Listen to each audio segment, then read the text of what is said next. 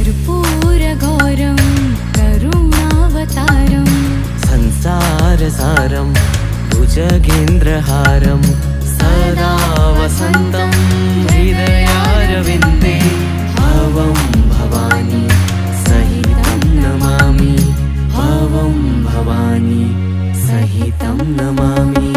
Bholenath Mahadev Ashutosh Shankar Jai Jai Triloki Jai Jai Maheshwar.